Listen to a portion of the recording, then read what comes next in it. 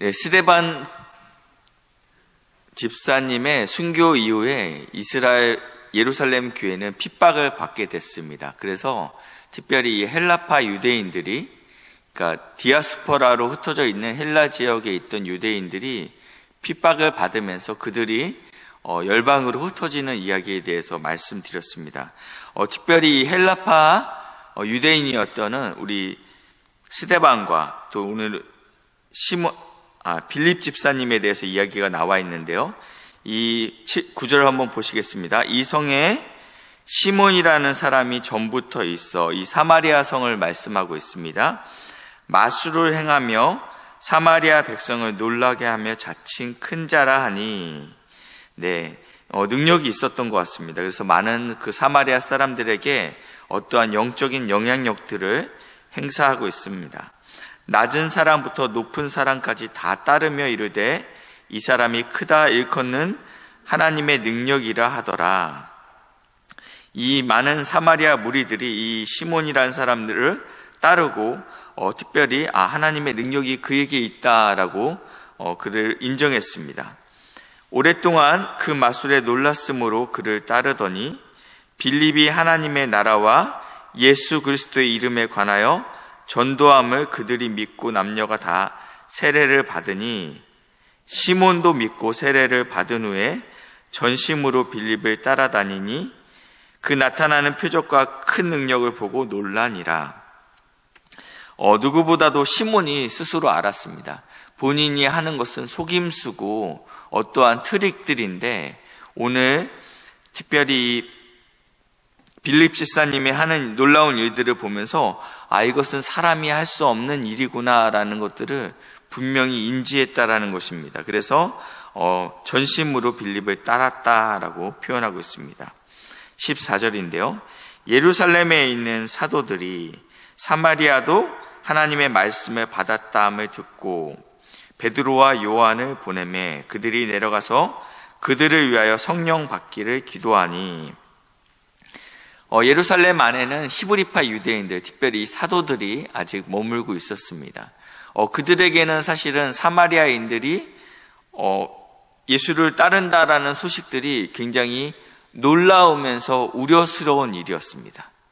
아직 한 번도 예수님께서 분명히 유대와 예루살렘과 사마리아와 땅끝까지 이르러 내 증인이 될 것이라고 말씀했지만 아직 경험적으로 이러한 일들이 일어난 일이 없기 때문에 사마리아인들이 예수를 따른다라는 소식들이 굉장히 놀랍기도 했지만 또 우려스럽기도 했습니다.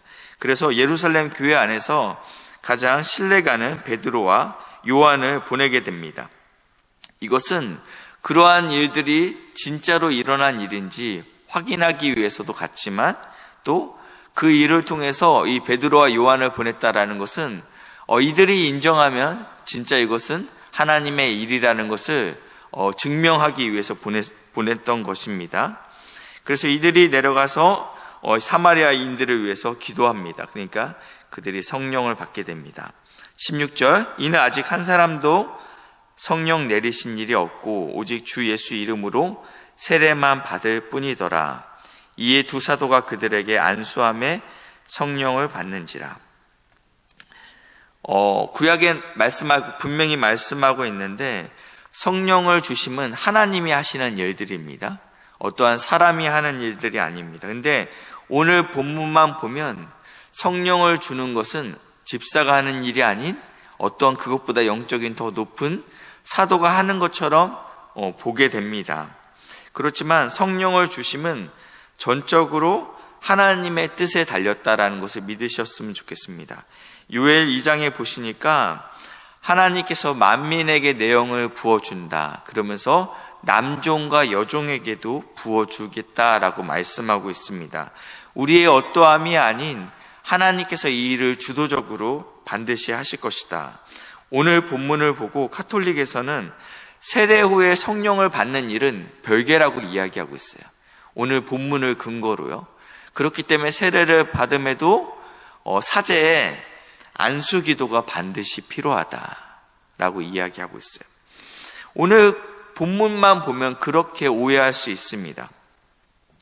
그렇지만 하나님께서 이렇게 하신 이유는 초기 기독교에 있어서 어떠한 질서를 확립하기 위함이었습니다. 제가 어제도 한번 말씀드렸는데 우리가 복음을 들었지만 우리가 경험한 만큼 그리고 우리가 갖고 있는 어떠한 선입견이라는 것이 있다라는 것입니다. 선진국에는 선교사가 필요 없어. 그래서 북미에로 선교사를 나간다라는 것은 그래서 후원받고 나간다라는 것은 쉽지 않고 일본으로 선교사를 나간다라는 것은 한국교회 정서상 이것들이 초반에는 용납이 되지 않았다라고 말씀이 드렸어요. 마찬가지로 이 사마리아로 하나님이 복음이 전해졌다라는 것은 정서적으로 받아들일 수 있는 상황이 아니었다라는 것입니다. 그렇기 때문에 빌립이 가서 충분히 할 수 있죠. 그렇지만 이 예루살렘 교회 안에 공식적인 어떠한 절차가 필요했다라고 생각이 듭니다.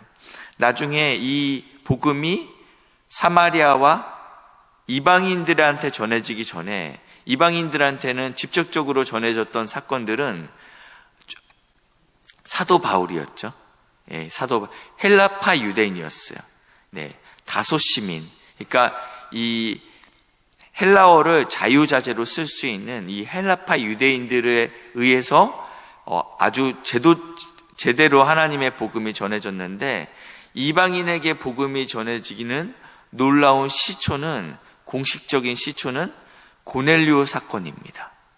그 시작의 문은 누가 열었죠? 베드로가 열었다라는 것입니다. 무슨 말씀을 드리고 싶냐면 하나님께서 받은 은사대로 그 사람을 통해서 놀라운 일들이 일어났지만 특별히 이 초대 기독교에 있어서 이 일을 인증하고 또 공인하기 위해서는 하나님께서 질서대로 이 사역을 하기 위해서 베드로를 사용하셨다라는 것입니다. 오늘 놀라운 일들이 일어납니다. 그러니까 이 시몬이 이것을 보고 굉장히 놀라게 됩니다. 앞에 있는 빌립 집사의 사역도 굉장히 놀라웠지만 특별히 이 베드로와 요한은 더 놀라웠다라고 본인이 느꼈습니다.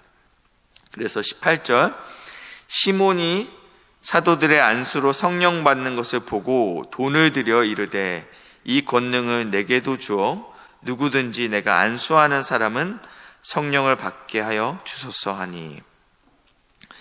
시몬이 본인이 갖고 있던 영적인 권위가 있었습니다.